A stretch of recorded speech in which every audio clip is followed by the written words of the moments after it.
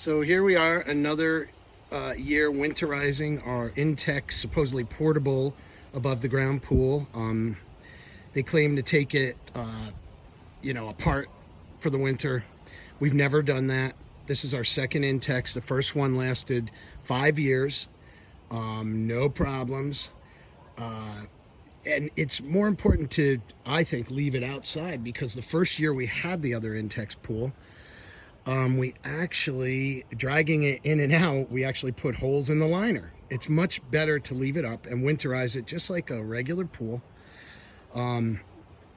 Basically you drain the water 4 inches below, where you can't see it here, but the 4 inches below the drain hole, the lowest drain hole.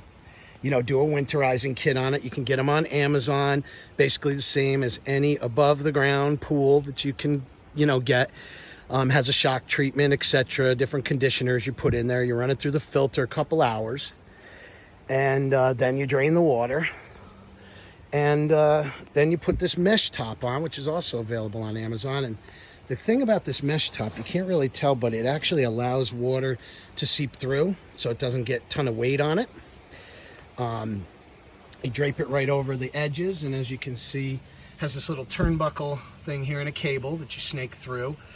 I always put some kind of strap under here, if you can see it, just to protect the metal pole where this metal on metal here is.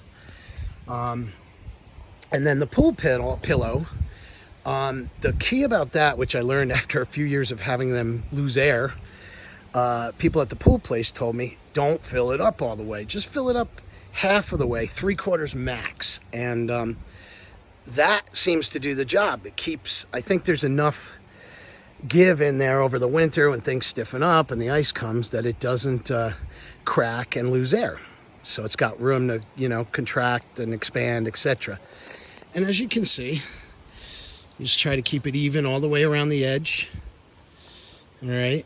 And the other thing is the cable, you don't want to make it too tight. Do not make this cable too tight, because no matter how much you tighten it, it's never going to hold against high winds all year. So that's why we add gallons of water around. Keep them just tight enough to hold the top down. Now I only have 5 here. I usually add 9 to 10, so I have to go get some more, but I just space these out evenly to get it set. But it's very important to have those gallons of water around, and they will crack and lose water over the year, but if you have like 10 of them, it'll hold it all year. Works incredibly well. And really that's about it. You basically treat these Intex pools just like a regular above the ground pool and winterize it. We're in upstate New York, and like I said, if I get another 5 years out of this one, I'll be happy.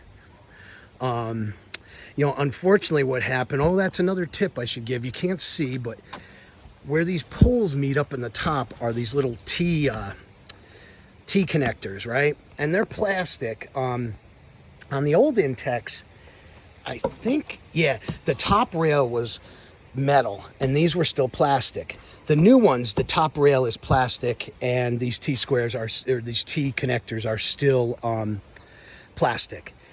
The poles are still metal. Now last year, our last pool, what happened was, after 6 years, counting the first year I took it down, the metal on metal up on top rusted, and one of them got really weak. And so I basically found out this spring, in the middle of COVID, when we opened the pool, that we had to get a new one. So this is the new one. Got it on Amazon.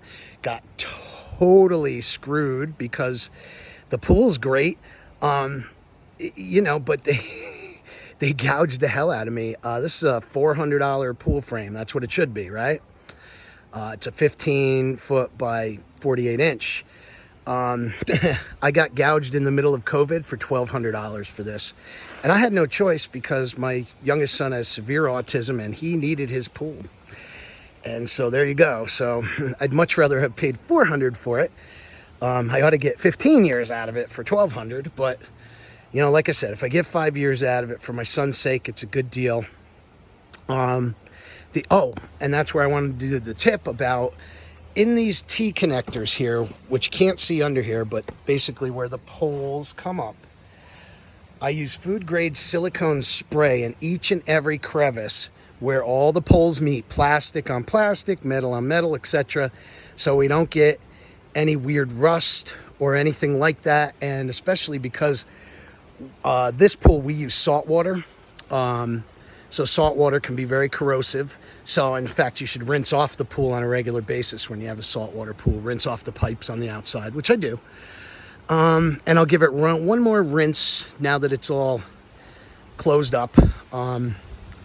But that's another little tip. The silicone's real smart before you put everything on in the winter to keep it from rusting up. Doesn't hurt anything.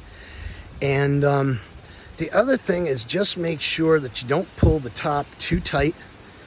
You want to leave it so you see some wind kind of getting up under there. You want a little bit of air to get up under there. And that's why you need the gallons of water. And like I said, I'm going to put 5 more around the pool, and they will completely hold it all year. So the cable just really kind of just strengthens it and allows the cover to stay, even. But the cable alone will not keep that cover down all year most of the time, no matter how tight you make it. So don't over tighten it. That's the key. You don't want to hurt your pool. Use the gallons of water to completely stabilize it. And it should last you at least 5 years. I've heard of people where they've gotten 10 years out of these things, honestly. And maybe now that I've learned all the little tricks, I might get 10 years out of it. I hope so, for how Amazon gouged the hell out of me. But it is what it is. COVID world, right? But anyway, there you go. The pool's great. Had a lot of fun with it. We use it all the time. We use the last one all the time. We have neighbors with fancy pools that never use their pool. So, even for the gouging of $1,200, this pool is awesome, and we use it all summer long. So we actually used it right into the second week of September. So anyway, there you go. That's winterizing an Intex pool. Good luck with yours.